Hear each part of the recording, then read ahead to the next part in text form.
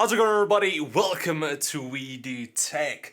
Now, here on the channel, we have taken a look at some more affordable mechanical keyboards, for instance, like the Redragon Kamora, which is only retailing for $30. And that is already quite cheap for a mechanical keyboard. But now, what about a mechanical keyboard that only costs $19? So, this is the RK902 Flaming X Lion. Just that name. Yeah. So this is a $19 mechanical keyboard, and honestly, for that price, how good could it be? Where is the drawbacks for this keyboard? And also, should you actually buy a mechanical keyboard that only costs $19? So in this video, we're gonna take a look at the Flaming X Lion and see if it's actually worth buying. Now, quickly taking a tour of the outside of the keyboard, you do get a 10 keyless design, which is good for if you want to take it on the go. You also get this thin metal silver top plate, which should add a bit more durability, but the rest of the keyboard is mostly ABS plastic. Build quality is also actually pretty good with this keyboard. Because of the smaller design and with that metal top plate, there's actually not too much flex to the body. I'm still not gonna say it's the strongest keyboard out there. If you drop it, there is a chance that it might break. So just keep in mind, it is only $19, so it's not gonna be the strongest keyboard out there. Now, so far, the keyboard actually sounds pretty good. But of course, because it's mechanical keyboard, the switches are the most important part, and this is where they kind of had to cheap out on us a bit more. Because it's so cheap, they couldn't have gone for Cherry MX switches or Gatorons or even Ultimate switches. They had to go for a cheaper option. And that is where the Sun Blue switches comes in from Kailh. These ones are even more affordable than all of the other Cherry MX clones, and they only come out in a blue, so they're the loud clicky switches. They do have an actuation force of 50 grams, a travel distance of 1.8 millimeters, and then a total travel distance of 3.5 millimeters. But even though it does have an actuation force of only 50 grams, when comparing it to my Redragon Varo, which uses Ultimate Blue switches, which has an actuation force of 60 grams, these ones felt a lot heavier, even more than 60. I'm thinking about more like 80. The problem for these switches was to get over the tactile bump, and for that it just needed too much.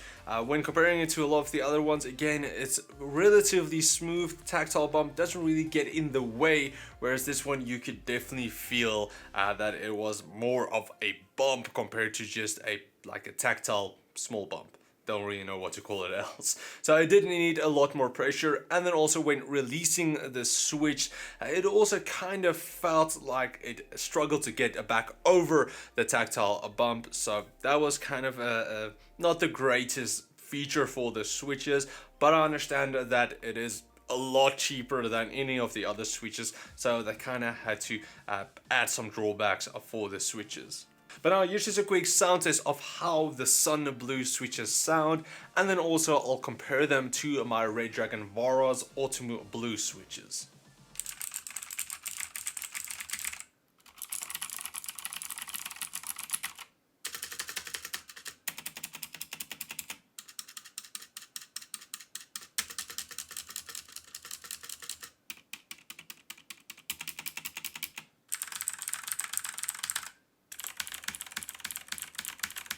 Now, just quickly taking a look at the keycaps, they are ABS plastic, but they also feel a lot cheaper. It's understandable, with the fonts also being quite a bit larger on this keycaps. Like for instance, home is just HM, it's not even home spelled out entirely, so that kind of looked a bit weird to me. I didn't like that personally. The switches are also not double shot, so they're engraved, which allows the backlight to shine through, but with some of the larger keys, you do see the lighting more in the middle, and then it fades out towards the sides. And then as for the backlight They state that it's actually a blue backlit keyboard, whereas it's way more white. It's like an off-white almost. But it is at least bright enough to actually see it in daytime, and at night is of course a lot better.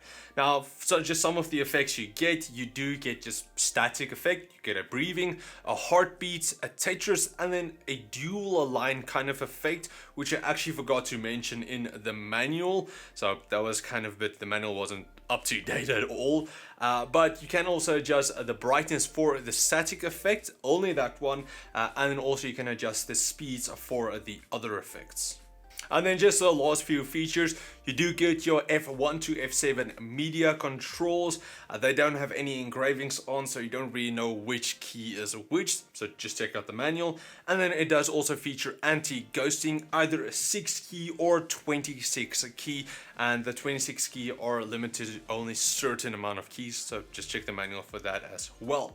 Now then, as for gaming and typing, I would say for gaming it was pretty decent. The tactile bump was a bit heavy to get over, but that's okay, you can get used to that.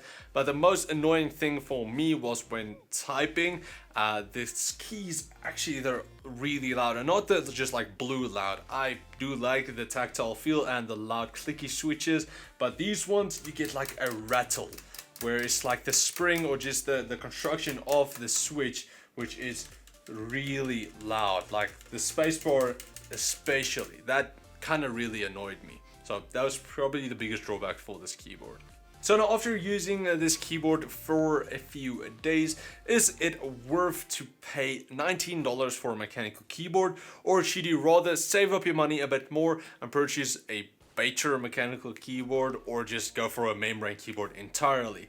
And the answer is yes, it's not the greatest keyboard out there, but it was actually decent enough for a mechanical keyboard. I wouldn't even compare it to anything else. I would definitely say if you can spend $30 more, just go for the Redragon Kamara. It's a lot better. But if you just have $20 to spend and you want to buy specifically a mechanical keyboard, then this is pretty much your only option. So yeah, that's pretty much it for my review of the RK902, I can't even remember what, Flaming X Lion, the cheapest probably mechanical keyboard on the market. So yeah, if you guys want to buy it for yourself, check out the link in the video description. I will also leave some better options for you guys down there as well, so check them out. Also remember the promotion with ASUS and Rebeltech, where you can get a Call of Duty Black Ops 4 for free if you purchase a ASUS product. Now, that's pretty much it. Thanks for watching, guys. If you want me to review anything else, whether it's like super cheap or expensive, it's gonna be a bit harder to get expensive stuff, but let me know down in the comments below, and let me also your thoughts on if this is actually worth it, if you're going to get something like this. But yeah, let me know down there, and then I will check all of you guys in the next video. Cheers, guys.